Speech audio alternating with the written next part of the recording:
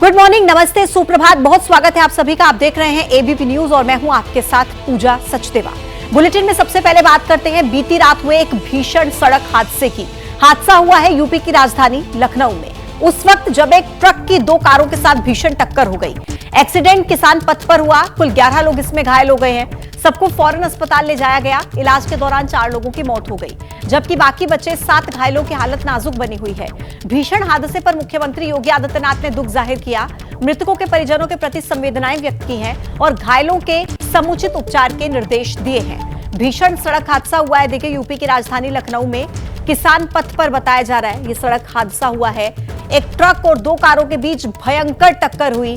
11 लोग इसमें घायल हो गए थे। सभी को फौरी तौर पर अस्पताल में ले जाया गया और वहीं पर 4 लोगों की मौत हो गई है और 7 लोग अभी भी घायल बताए जा रहे हैं। मुख्यमंत्री योगी आदित्यनाथ ने इस हादसे पर दुख जाहिर किया है। किसान पथ पर यह हादसा हुआ है, भीषण सड़क हादसा। ट्रक और 2 कारों की टक्कर। एक तरफ लखनऊ में बीती रात भीषण सड़क हादसा हुआ तो वहीं दूसरी तरफ आंध्र प्रदेश के ईस्ट गोदावरी में कोहराम मच गया, जब मुसाफिरों से भरी एक बस हादसे का शिकार हो गई। 4 लोगों की जान लखनऊ में गई है तो वहीं ईस्ट गोदावरी में 21 साल की एक युवती की मौत हो गई है, जबकि 25 लोग घायल बताए जा रहे हैं, जिनमें से कुछ की हालत नाजुक है। 2 तस्वीरें आप इस वक्त देख रहे हैं, भीषण हादसों की तस्वीरें हैं। लखनऊ में जहां सड़क हादसा हुआ, ट्रक और 2 कारों की टक्कर, तो वहीं ईस्ट गोदावरी में भी देखिए किस तरीके से ये बस पलट जाती है। एक व्यक्ति की मौत की खबर है, 25 साल की देखिए ये लड़की बताई जा रही है और 25 लोगों के घायल होने की भी जानकारी सामने आई है। 21 साल की एक युवती है ईस्ट गोदावरी में जिसकी मौत की खबर सामने आ रही है। आगे बढ़ते हुए एक बड़ी खबर चंडीगढ़ से भी आ रही है। चंडीगढ़ में पुलिस नाके पर फायरिंग से सनसनी मच गई। दरअसल चंडीगढ़ सेक्टर 38 में बीती रात फायरिंग हुई। नाका तोड़कर कार ड्राइवर ने गोलियां बरसाई। कार ड्राइवर ने पुलिस कर्मियों पर फायरिंग की। पुलिस ने नाके से गुजर रही एक कार को रुकने के लिए कहा था, लेकिन ड्राइवर रुकने के बजाय आगे चला गया। थोड़ी देर दूर जाने पर ड्राइवर ने कार रोकी। एक आदमी बाहर आया। कार का पीछा कर रहे कांस्टेबल ने उस व्यक्ति को दबोच लिया, लेकिन कार ड्राइवर गाड़ी पीछे लाया और पहले तो कांस्टेबल ने कुचलने की कोशिश की और जब कामयाब नहीं हुआ तो फिर फायरिंग करके वहां से फरार हो गए। तो देखिए चंडीगढ़ सेक्टर 38 का ये पूरा मामला बताया जा रहा है। कार ड्राइवर जिसने नाका तोड़कर घनाधन गोलियां बरसाई, पुलिस कर्मियों पर फायरिंग की। कार ड्राइवर ने पुलिस के नाके पर फायरिंग से सनसनी का आलम। चंडीगढ़ सेक्टर 38 बीती रात की ये पूरी घटना बताई जा रही है। नाका तोड़कर एक कार ड्राइवर ने गोलियां बरसाई हैं, पुलिस कर्मियों पर फायरिंग की। पुलिस के नाके से गुजर रही थी एक कार। पुलिस ने रुकने के लिए कहा, लेकिन ड्राइवर नहीं रुका, आगे चला गया और थोड़ी ही दूरी पर ड्राइवर ने गाड़ी को रोका। एक आदमी बाहर आया। कार का पीछा कर रहे कांस्टेबल ने उस व्यक्ति को दबोच लिया, लेकिन कार ड्राइवर गाड़ी पीछे लेकर आया। पहले उसने कांस्टेबल को कुचलने की कोशिश की और जब उसमें कामयाबी नहीं मिली तो फायरिंग करके वहां से फरार हो गए। पुलिस के नाके पर एक के बाद एक देखिए गोलियां बरसाई गई। चंडीगढ़ सेक्टर 38 का ये पूरा मामला। अब आगे बढ़ते हुए बात करते हैं सैफ अली खान पर हमले के मामले की, जिसमें अभी तक पूरा सच सामने नहीं आया, लेकिन हमले को लेकर एक के बाद एक शक वाली थ्योरी सामने आ रही है। हम वो सब आपको दिखाएंगे, समझाएंगे, लेकिन उससे पहले आपको एक बड़ी खबर दे दे। खबर यह है कि सैफ अली खान की मेडिकल रिपोर्ट सामने आई है। इस रिपोर्ट में सैफ अली खान के शरीर पर 5 चोट का जिक्र है। रिपोर्ट में सैफ के शरीर पर 5 चोट का जिक्र है। पीठ पर बाईं तरफ 0.5 से 1 सेंटीमीटर की चोट की बात लिखी गई है।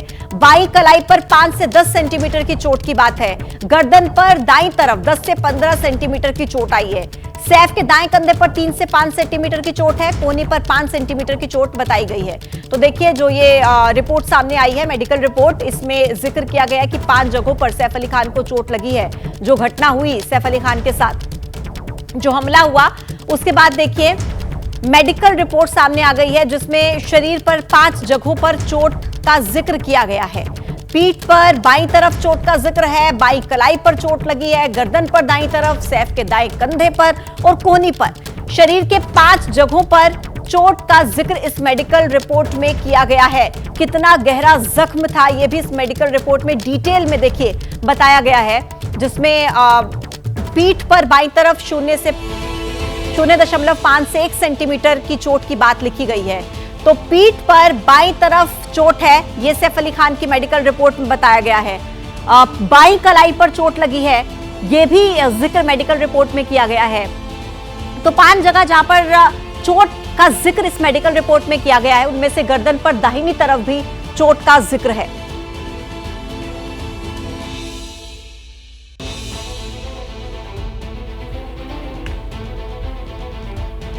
तो देखिए शरीर पर 5 जगहों पर चोट के निशान।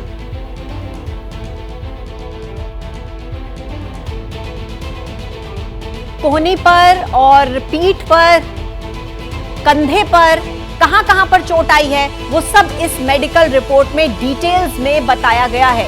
एक के बाद एक देखिए सवाल उठ रहे हैं इस हमले को लेकर, लेकिन इसी बीच जो मेडिकल रिपोर्ट जारी की गई है उसमें ये विस्तार से डिस्क्राइब किया गया है कि कहां पर चोट आई और कितनी गहरी ये चोट सैफ अली खान को लगी।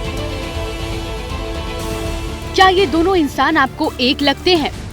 क्या इन दोनों की कद काठी में फर्क है? क्या इन दोनों का चेहरा मोहरा अलग है? क्या दोनों के सिर और बालों में समानता है? बतौर दर्शक आप अपनी जांच जारी रखें, लेकिन मुंबई पुलिस की अब तक की इन्वेस्टिगेशन रिपोर्ट यही है कि ये दोनों एक ही हैं। जो 15 तारीख की रात सैफ अली खान के अपार्टमेंट से सीढ़ी से उतरा और जो ठाणे के हीरानंदानी इलाके से गिरफ्तार किया गया, ये दोनों एक ही है। तस्वीरें 2 हैं और नाम एक है, मोहम्मद शरीफुल इस्लाम शहजाद, और पता है झालोकाथी बांग्लादेश। यहाँ तक तो सामने आ ही चुका है कि शहजाद बांग्लादेश से आया था, चोरी करने घुसा था, पर नहीं जानता था कि सैफ का घर है। बाकी कहानी पुलिस ने सीसीटीवी फुटेज से निकाल ली कि हमले के बाद कैसे भागा, कहां चाकू और कहां कपड़े फेंके, कहां बाल कटवाए, कहां से ट्रेन पकड़ी। मुंबई पुलिस ने आज उसकी आईडी और ड्राइविंग लाइसेंस भी बता दिए हैं कि शहजाद बांग्लादेशी ही है, बॉर्डर फांद कर भारत में घुसा था। पुलिस सूत्रों ने दावा किया है कि शहजाद ने अपना जुर्म कबूल कर लिया है। माना है कि सैफ के घर चोरी करने घुसा था, उसने सैफ पर हमले की बात कबूल की है। लेकिन ये तो है पुलिस की स्क्रिप्ट। इस कहानी में ट्विस्ट तब आया जब एबीपी न्यूज ने बांग्लादेश में शहजाद का पता ठिकाना और नंबर ढूंढकर उसके पिता से फोन पर बात की। কাকু আমার আওয়াজ আসছে যে আমি ছবিটা যেটা একটা ছবি আপনাকে পাঠিয়েছি ওই ছবিতে দুটো ছেলে আছে সেই ছবিটাকে কি আপনি ভালোভাবে দেখেছেন? शहजाद के पिता रुहैल अमीन फकीर ने एबीपी न्यूज से जो कहा वो कहानी उलझाने वाली थी। कहा जो गिरफ्तार है वो शहजाद है, लेकिन जो सीसीटीवी में दिखा है वो शहजाद नहीं है। আপনি যে বলছেন যে দুটো ছেলে ফটোতে দুটোই আলাদা, মানে যেটা আরেস্ট হয়েছে সেটা আপনার ছেলে শরীফুল। ওই যে চুল দেখে মানে ওইরকম চুল আমার ছেলে রাখে না। रुहैल आमीन ने यह भी कंफर्म किया कि शहजाद के पास भारत जाने के लीगल दस्तावेज नहीं थे, यानी वो घुसपैठिया है। मुंबई पुलिस ने दावा किया है कि शहजाद कुश्ती का नेशनल प्लेयर है, इस वजह से वो भी हाथापाई में सैफ पर भारी पड़ा। लेकिन शहजाद के पिता ने कहा कि उसने कभी कुश्ती नहीं खेली, वो तो बाइक चलाकर पैसे कमाता था। এখানে বলা যাচ্ছে যে শরীফুল নাকি কুস্তি করতো, ও ন্যাশনাল লেভেলে কুস্তি করতো, ও কুস্তি ফুস্তি করতো নাকি ওখানে? না না না কুস্তি করতো না। করতো না, না না আমার পাশে এক ভাই আছে দাঁড়ানো। शहजाद के पिता कह रहे हैं कि जो सीसीटीवी में है वो उनका बेटा नहीं है। पुलिस कह रही है कि शहजाद ने जुर्म कबूल कर लिया है। दोनों में विरोधाभास है और यहीं से कुछ सवाल है। क्या शहजाद के जुर्म कबूलने का पुलिस दावा झूठा है? जो गिरफ्त में है वो शहजाद है या जो सीसीटीवी में दिखा? गिरफ्त शख्स शहजाद है तो फिर सीसीटीवी में कौन था? या शहजाद का पिता रुहैल अमीन कहानी उलझा रहा है? सैफ और शहजाद की स्क्रिप्ट इतनी उलझ रही है कि अब सियासत भी इसमें अपने हिसाब से नए एंगल पेश कर रही है। एक बात इसमें जरूरी है कि इतने महत्वपूर्ण एरिया में ये बांग्लादेशी वहाँ घुसकर उनके 12वें मंजिले पे उनका जो फ्लैट है वहाँ पे जाके ये कैसा हमला कर सकता है, तो क्या गडबडी आहे? त्यांनी जर काही त्यांच्या मनात असेल तर डिपार्टमेंटला सांगावं। मी पण डिपार्टमेंटला फार तर सांगेल की असं कोणाच्या मनामध्ये शंका कुशंका असेल, वास्तविक ती व्यक्ती सापडलेली आहे, ती व्यक्ती बांग्लादेशमधून आलेली होती। असली शहजाद को लेकर मुंबई पुलिस ने अब तक कुछ नहीं कहा है। सारे सस्पेंस से 1-2 दिन में शायद पर्दा हटे, क्योंकि कल शहजाद की रिमांड खत्म हो रही है, उसे कोर्ट में पेश करना है। अभी शहजाद की सैफ के सामने शिनाख्त भी होनी है। मुमकिन है सैफ ही बता पाए कि शहजाद कौन है। देखिए, अब शहजाद के पिता का सार्वजनिक बयान भी आ गया है। उन्होंने फिर से कहा कि जो सीसीटीवी में दिखा था वो शहजाद नहीं था, लेकिन जिसे गिरफ्तार किया है वो शहजाद है। এটা হলো ওই যে রবিবারে না কোন সময় আটক হয়েছে তার কিছু সময় পরই হয়তো নাকি ওই ফেসবুক এবং টিভি সংবাদে দেখতে পেলাম। এখন এই যে ঘটনা ঘটেছে তার চেহারার সাথে ভিডিও ফুটেজে যে সিসি ক্যামেরায় যে ছবি, সে যে ছেলে যার ওই ভিডিও ফুটেজে যার ছবি, সেই ছবি একদম এই চোখের নিচ পর্যন্ত। কিন্তু আমার ছেলে এইরকম চুল বড় রাখে না, সে চুল এই পাশ ছোট করে করে সে উপরে চুল দেয়। সে নিজে আমাদের দেশ থেকে বাংলাদেশ ছেড়ে সে ওখানে চলে গেছে আমাদের শুধু একমাত্র রাজনৈতিক কারণ। যে एक और सीसीटीवी में दिखे आरोपी और पकड़े गए आरोपी की पहचान को लेकर सवाल उठ रहे हैं, तो दूसरी तरफ एक बड़ी खबर भी सामने आई। सैफ के घर से जो फिंगरप्रिंट मिले हैं वो मैच हो गए हैं। फॉरेंसिक जांच में खुलासा हुआ है कि आरोपी शहजाद और सैफ के घर पर मिले फिंगरप्रिंट एक ही हैं। आरोपी शरीफुल के फिंगरप्रिंट सैफ के बेटे जहांगीर और के कमरे के दरवाजे, बाथरूम के दरवाजे और पाइपलाइन पर मिले थे। मुंबई पुलिस के लिए ये अहम सबूत है और इस आधार पर पुलिस टीम कोर्ट को बताएगी कि गिरफ्तार आरोपी वही है जो हमले के दिन सैफ अली खान के घर में था। आज आरोपी की पुलिस कस्टडी खत्म हो रही है और पुलिस उसे कोर्ट में पेश करेगी। तो देखिए, तमाम सवालों और संशय के बीच एक बड़ी खबर यह भी है कि जो फिंगरप्रिंट हैं वो आरोपी के साथ मैच हो गए हैं। जो व्यक्ति गिरफ्तार किया गया है ये फिंगरप्रिंट मैच हो चुके हैं। दरअसल फोरेंसिक जांच में ये क्लियर हो गया है कि फिंगरप्रिंट्स एक ही व्यक्ति के हैं। अब ऐसे में आज का दिन काफी ज्यादा अहम रहेगा, क्योंकि आज आरोपी की कोर्ट में पेशी होगी। आज पुलिस कस्टडी की रिमांड खत्म हो रही है, ऐसे में आज कोर्ट में पेशी की जाएगी। और इस बीच बड़ा अपडेट यह है कि फोरेंसिक जांच में फिंगरप्रिंट्स मैच हो गए हैं। तमाम जो सवाल उठ रहे थे कि जो सीसीटीवी फुटेज में नजर आ रहा है लड़का, वो इस व्यक्ति से मेल नहीं खाता जिसे गिरफ्तार किया गया है, लेकिन इसी बीच फिंगरप्रिंट का मैच होना फिर से कई सवालों को खड़े करता है। और ऐसे में आज जब कोर्ट में पेशी होगी तो बहुत मुमकिन है कि कुछ चीजें क्लियर हो, क्योंकि अभी तक सवाल लगातार उठाए जा रहे हैं।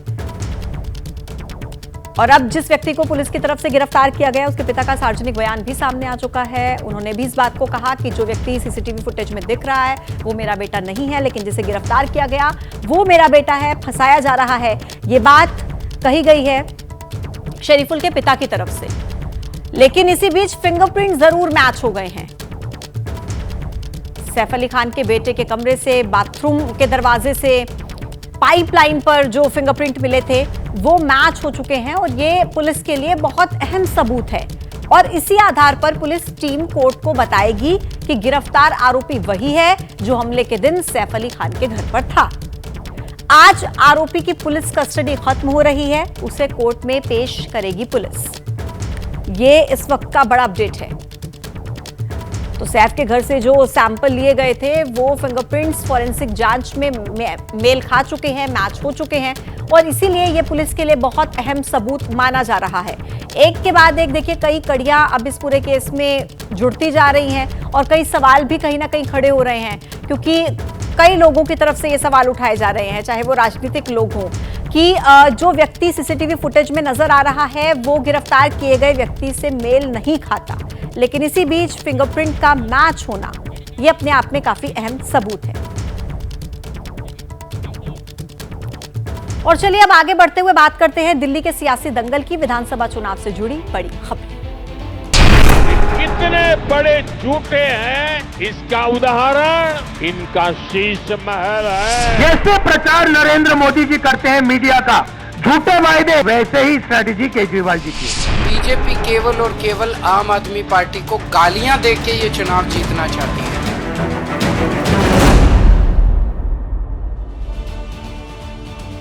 तो आज दिल्ली के दंगल में रैलियों का रेला नजर आएगा। पक्ष विपक्ष का धमाकेदार चुनाव प्रचार अभियान जारी रहेगा। बीजेपी अध्यक्ष जेपी नड्डा 2 रैलियां करेंगे, केजरीवाल भी आज 3 रैलियों को संबोधित करेंगे। राहुल गांधी मादीपुर विधानसभा में आज जनसभा को संबोधित कर सकते हैं। तो देखिए सभी पार्टियों के बड़े नेता आज रैली करते हुए नजर आएंगे। दिल्ली के सियासी दंगल में चुनाव बहुत नजदीक है। 5 फरवरी को मतदान है और ऐसे में लगातार तमाम पार्टियों ने पूरी ताकत झोंकी है। पक्ष विपक्ष की तरफ से धमाकेदार चुनाव प्रचार अभियान आज जारी रहेगा। बीजेपी के अध्यक्ष जेपी नड्डा आज 2 रैलियां करने वाले हैं। इनके अलावा आम आदमी पार्टी के संयोजक केजरीवाल भी आज 3 रैलियों को संबोधित करेंगे। राहुल गांधी मादीपुर विधानसभा में आज जनसभा को संबोधित कर सकते हैं। तो सभी पार्टियों की तरफ से पुरजोर ये कोशिश की जा रही है कि किस तरीके से दिल्ली की सत्ता पर काबिज हुआ जाए और उसके लिए लगातार हम देख रहे हैं रैलियां चल रही हैं और आज एक बार फिर से रैलियों का रेला आपको राजधानी दिल्ली में नजर आएगा। पक्ष विपक्ष चुनाव प्रचार में पूरी ताकत झोंक रहा है। केजरीवाल की तरफ से रैलियां होंगी। राहुल गांधी भी आज रैली को संबोधित कर सकते हैं। बीजेपी के अध्यक्ष जेपी नड्डा भी आज चुनावी रैलियों को संबोधित करेंगे। कोशिश यही कि दिल्ली वालों का दिल कैसे जीता जाए। मादीपुर में राहुल गांधी रैली कर सकते हैं, बताया जा रहा है। जोरदार प्रचार दिल्ली चुनाव में आज भी जारी रहेगा। बीजेपी के अध्यक्ष जेपी नड्डा आज दिल्ली में 2 रैलियों को संबोधित करेंगे। अरविंद केजरीवाल 3 जनसभाओं को संबोधित करेंगे। तो देखिए आज आपको नजर आएगा कि किस तरीके से लगातार रैलियों का रेला आज राजधानी दिल्ली में दिखेगा। 22 जनवरी नई दिल्ली विधानसभा सीट, किस तरीके से वहां पर रैली में राहुल गांधी नहीं पहुंचे थे ये हम सबने देखा। इसलिए सवाल खड़ा हो रहा है कि आज वो चुनाव प्रचार करने आएंगे क्या, क्योंकि 23 जनवरी मुस्तफाबाद विधानसभा सीट पर भी उनकी रैली होनी थी लेकिन वहां पर भी राहुल गांधी नहीं पहुंचे। अब 24 जनवरी देखिए मादीपुर विधानसभा सीट पर उनकी रैली तय है, लेकिन क्या वो पहुंचेंगे ये क्वेश्चन मार्क है, ये सवाल है, क्योंकि बीती 2 रैलियां जो उनकी संभावित थी वहां पर राहुल गांधी नहीं पहुंचे थे। अब देखिए दिल्ली के सियासी संग्राम में कांग्रेस का प्रचार बिल्कुल ठंडा दिख रहा है। कांग्रेस ने कल गीत गाकर कार्यकर्ताओं को चार्ज करने की कोशिश तो की, लेकिन पार्टी के सबसे बड़े नेता राहुल गांधी की 2 रैलियां रद्द हो चुकी हैं। वजह उनकी खराब तबीयत बताई जा रही है, लेकिन चर्चाएं कांग्रेस के रेस से पीछे हटने की भी सामने आ रही है। कांग्रेस ने प्रेस कॉन्फ्रेंस करके थीम सॉन्ग लॉन्च किया। कांग्रेस के नेताओं ने केजरीवाल पर निशाना साधा। आम आदमी पार्टी का नया फुल फॉर्म पेश कर दिया। एल्कोहल अफेक्टेड पार्टी, आप आम आदमी पार्टी जिसको आप लोग कहते हैं, एल्कोहल अफेक्टेड पार्टी। असल में कांग्रेस ने एक वीडियो जारी किया है। दावा है कि मनीष सिसोदिया के साथ आपके विधायक की शराब नीति को लेकर चर्चा हो रही है। नरेला के विधायक जो मौजूदा सरकार में भ्रष्टाचार है उसको उजागर करने का स्वयं वो काम कर रहे हैं। हमने बहुत स्पष्टता से इसमें सुना कि मनीष सिसोदिया जी इनको स्वयं कह रहे हैं कि आप भी पार्टनर बन जाइए, आप भी इसमें इन्वॉल्व हो जाइए, और वो बाद में ये भी कह रहे हैं कि अच्छा हुआ कि मैं इसमें इन्वॉल्व नहीं हुआ, नहीं तो मुझे भी केजरीवाल जी और मनीष सिसोदिया जी की तरह जेल में जाना पड़ता। दिल्ली में कांग्रेस की राजनीति करने वाले नेता तो चुनाव में पूरी तरह एक्टिव दिख रहे हैं, लेकिन पार्टी का केंद्रीय नेतृत्व चुनाव प्रचार में दिख नहीं रहा है।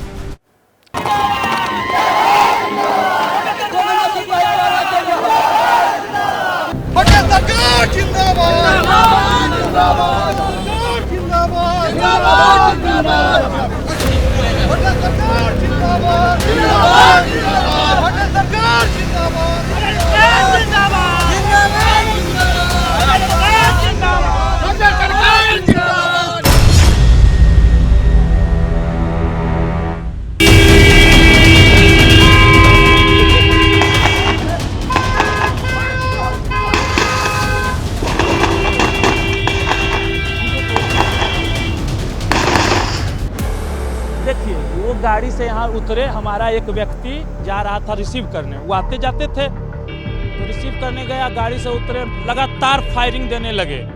AK-47, सेमी, कार्बाइन, ऐसा ऐसे हथियार रख के बहुत गोली फोड़ी। यहाँ चला है कम से कम 30-40 राउंड चला है गोली। आपको फंसाने का? अरे फंसने से हमारा दिक्कत नहीं है, फंसाने की कोशिश कर रहे हैं तो हमको कोई दिक्कत नहीं है। जेल हमारा एगो से बाहर नहीं जाएगा, हम रेडियो रहते हैं, कोई ऐसा जुलूम करेंगे हम जैबे करेंगे।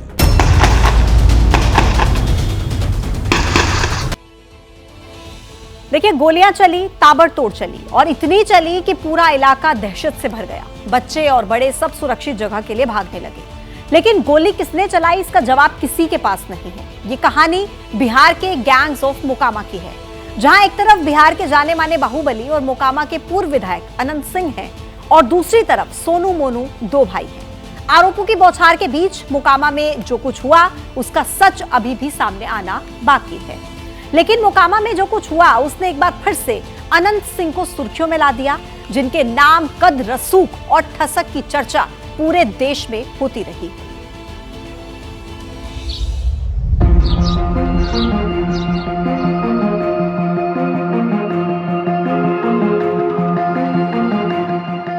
ये कहानी गंगा नदी के किनारे बसे एक कस्बे की है।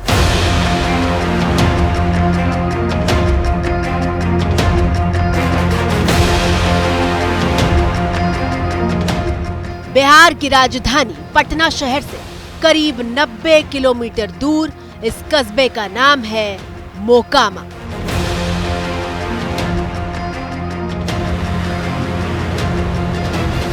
वैसे तो मोकामा बिहार का एक कस्बा है, लेकिन पिछले कई दशकों से हिंदुस्तान के कोने कोने में मशहूर रहा है और उसकी वजह है मोकामा से जुड़ा एक नाम।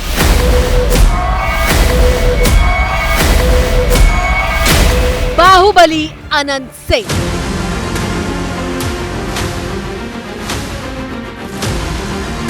अनंत सिंह, जिन्हें बिहार में छोटे सरकार के नाम से जाना जाता है। अब आप सबके बीच आ रहे हैं आपके चहीते, आपके सरकार, छोटे सरकार। अनंत सिंह, जिनसे मिलने के लिए खुद प्रदेश के मुखिया नीतीश कुमार पहुंच जाते हैं।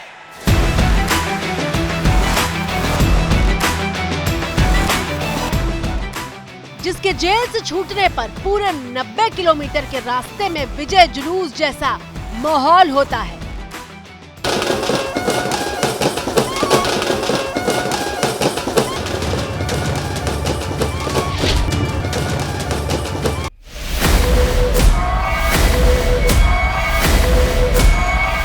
और जो मंत्री के घर पर बैठकर विदेशी तोते के साथ खेलता है। यकीन मानिए, ये अनंत सिंह का बहुत छोटा सा परिचय है, क्योंकि अनंत सिंह वो नाम है जिनके किरदार की झलक फिल्मों से लेकर कई वेब सीरीज तक मिल चुकी है।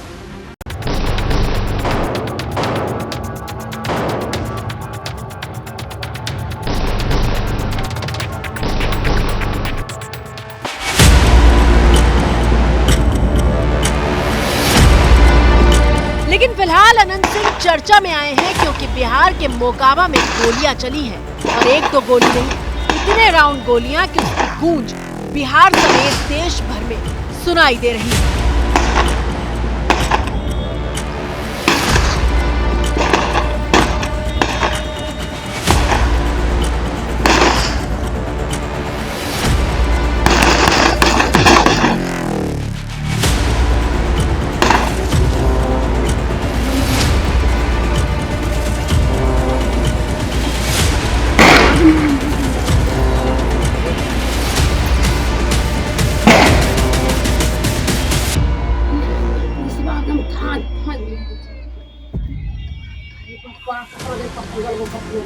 सुना आपने, एक बार गोलियां चलनी शुरू होती हैं तो रुकने का नाम नहीं लेती। जितनी गिनती हम कर पाए उसके मुताबिक 17 बार फायरिंग की आवाज सुनाई देती है। 53 सेकंड का ये वीडियो एक छत से बनाया गया है। गोलियों की आवाज थमने के बाद बिल्कुल फिल्मी अंदाज में कुछ गाड़ियां इलाके में निकलती हुई दिखाई दे रही हैं।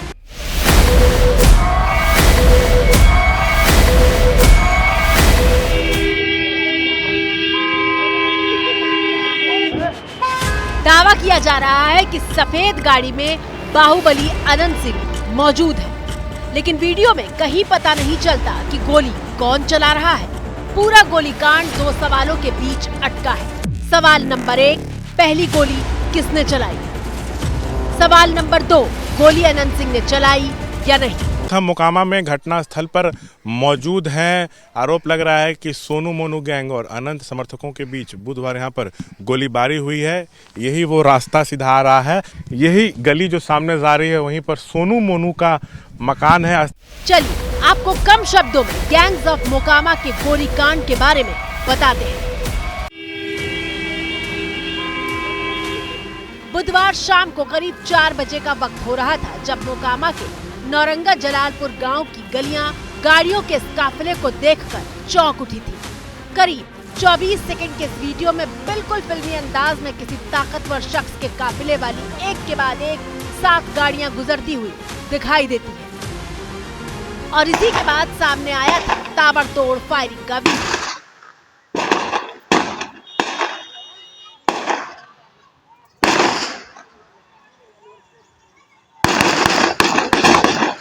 बताया जा रहा है कि बाहुबली अनंत सिंह और मोकामा के नौरंगा गांव के रहने वाले कुख्यात गैंगस्टर ब्रदर्स के बीच ये गोलियां चल रही हैं।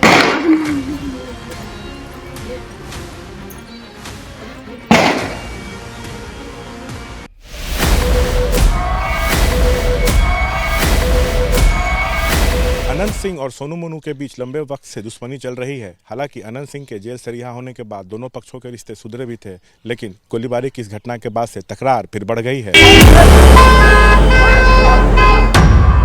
दावा है कि सफेद रंग की इसी कार से अनंत सिंह सोनू मोनू नाम के गैंगस्टर भाइयों के घर पहुंचे थे।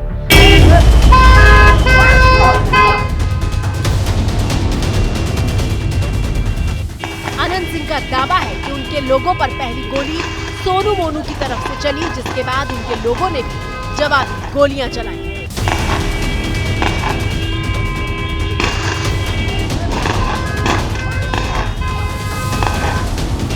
दरोगा जो हक है उसमें विकल है, मुखिया को देता है भी, दरोगा गलत काम किया है, कोई वीडियो बना लिया है और बड़ा गरीब को तंग करता है, दरोगा कुछ नहीं बोलता है।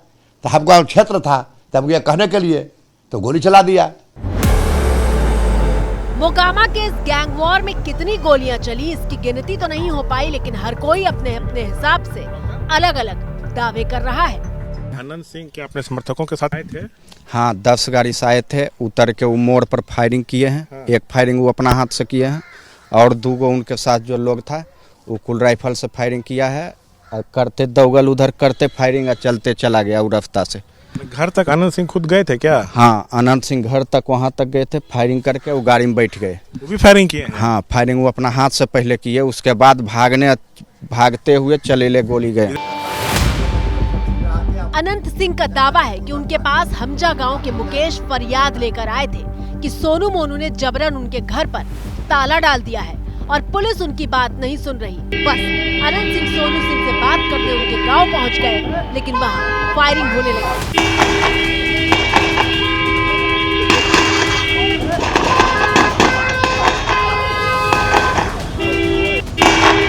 आप गए तो ताला खुलवाए सर वहाँ? ताला खुलवा दिए हम।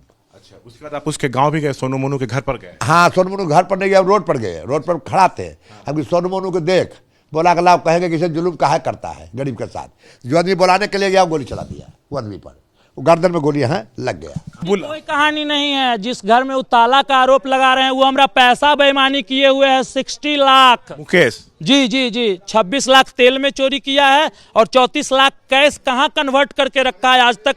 2023 से 2025 तक ब्यौरा नहीं दिया है। अब बोलिए हम उसको बोले कुछ, या बोलने के अधिकारी हैं या नहीं है। और पेशे से वकील प्रमोद कुमार कहते हैं कि अगर फायरिंग सोनू मोनू की तरफ से भी की गई होती तो क्या अनंत सिंह सही सलामत वापस लौट जाते? हम लोग फायरिंग करते तो बच जाते हैं, बचते हैं। काउंटर वर्सन ब्लास्ट होता तो बचता आदमी, काउंटर रिएक्शन होता तो बचते ही नहीं, इसे बच जाते हैं। ये आपका कहना है? हाँ, घेर लेता आदमी ना। एबीपी न्यूज से बात करते हुए मोकामा के पूर्व विधायक अनंत सिंह ने अपने चिर परिचित अंदाज में कहा कि वो ना तो एफआईआर से डरते हैं और ना ही जेल जाने से। अरे फंसने से हमारा दिक्कत नहीं है, फंसाने की कोई कोशिश कर रहे हैं तो हमको कोई दिक्कत नहीं है। जेल हमारा एगो से बाहर नहीं जाएगा, हम रेडियो रहते हैं। कोई ऐसा जुलूम करेंगे हम जैबे करेंगे।